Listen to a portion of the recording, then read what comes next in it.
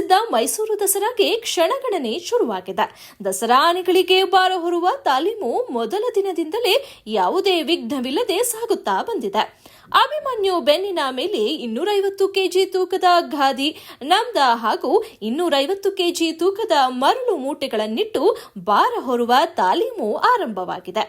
ಭಾರ ಹೊತ್ತು ಅರಮನೆಯಿಂದ ಹೊರಟ ಕ್ಯಾಪ್ಟನ್ ನಿರಾಯಾಸವಾಗಿ ಮೈಸೂರಿನ ರಾಜಬೀದಿಯಲ್ಲಿ ಸಾಗುತ್ತಾ ಸಯ್ಯಾಜಿ ರಸ್ತೆ ಹಾಯ್ದು ಕೆಆರ್ ಆಸ್ಪತ್ರೆ ವೃತ್ತದ ಮೂಲಕ ಬನ್ನಿ ಮಂಟಪದ ಪಂಜಿನ ಕವಾಯತು ಮೈದಾನದವರೆಗೆ ಸಾಗಿ ಸೈ ಎನಿಸಿಕೊಂಡಿದ್ದು ವಿಶೇಷವಾಗಿತ್ತು. ಇದು ಪ್ರತಿದಿನವೂ ನಡೆಯಲಿರುವ ಅಭಿಮನ್ಯು ಆ್ಯಂಡ್ ಟೀಮ್ನ ತಯಾರಿಯ ದೃಶ್ಯ.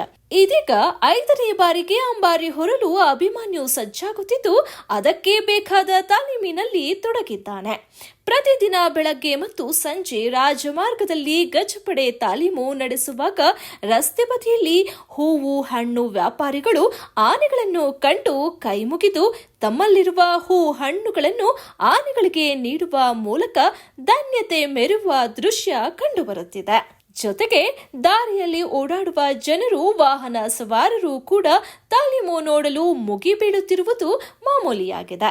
ಗಜಪಡೆಗಳಿಗೆ ಬಾರದ ತಾಲೀಮು ಆರಂಭಿಸಲಾಗಿದ್ದು ಮೊದಲ ದಿನ ಅಭಿಮನ್ಯುವಿಗೆ ಸುಮಾರು 520 ಕೆಜಿ ಭಾರ ಹೊರಿಸಿ ತಾಲೀಮು ನಡೆಸಲಾಗಿತ್ತು. ಎಲ್ಲಾ ಗಂಡಾನೆಗಳಿಗೆ ಭಾರ ಹೊರಿಸುವ ತಾಲೀಮನ್ನು ರೊಟೇಷನ್ ಆಗಿ ನಡೆಸಲಾಗುತ್ತದೆ. ಭಾರವನ್ನು ಹಂತ ಹಂತವಾಗಿ 750 ಕೆಜಿ ಬರುವ ತನಕ ಹೆಚ್ಚಿಸಿ ತಾಲೀಮು ಮಾಡಲಾಗುತ್ತೆ. ಭಾರ ಹೆಚ್ಚಿಸಿದ ನಂತರ ಮರದ ಅಂಬಾರಿ ಕಟ್ಟಿ ತಾಲೀಮು ನಡೆಸಲಾಗುತ್ತೆ. ಅಷ್ಟೇ ಅಲ್ಲದೆ ದಸರಾ ಜಂಬೂ ಸವಾರಿಗೆ ಇಲಾಖೆ ಎಲ್ಲಾ ಸಿದ್ಧತೆ ಮಾಡಿಕೊಳ್ಳುತ್ತಿದ್ದು ಆನೆಗಳು ಉತ್ತಮ ಪ್ರದರ್ಶನ ನೀಡುತ್ತಿವೆ. ಆನೆಗಳ ತೂಕ ಹೆಚ್ಚಿಸಲು ವಿಶೇಷ ಆಹಾರ ನೀಡಿ ಆರೈಕೆ ಕೂಡ ಮಾಡಲಾಗುತ್ತಿದೆ. ಮೊದಲ ಬಾರಿಗೆ ಕರೆತಂದಿರುವ ಏಕಲವ್ಯ ಆನೆ ನಗರದ ವಾತಾವರಣಕ್ಕೆ ಒಗ್ಗಿಕೊಂಡಿದ್ದು ನಿರ್ಭಯವಾಗಿ ಓಡಾಡಿಕೊಂಡಿದ್ದಾನೆ. ಇದೆಲ್ಲದರ ನಡುವೆ ಇದೇ ಮೊದಲ ಬಾರಿಗೆ ದಸರಾ ಉತ್ಸವದಲ್ಲಿ ಪಾಲ್ಗೊಳ್ಳುತ್ತಿರುವ ಏಕಲವ್ಯ ಆನೆ ನಗರದ ಪರಿಸರಕ್ಕೆ ಹೊಂದಿಕೊಳ್ಳುತ್ತಿದ್ದು ಇತರೆ ಆನೆಗಳ ಜೊತೆಗೆ ಯಾವುದೇ ಭಯ ಆತಂಕವಿಲ್ಲದೆ ತಾಲೀಮಿನಲ್ಲಿ ಭಾಗವಹಿಸುತ್ತಿರುವುದು ವಿಶೇಷವಾಗಿದೆ.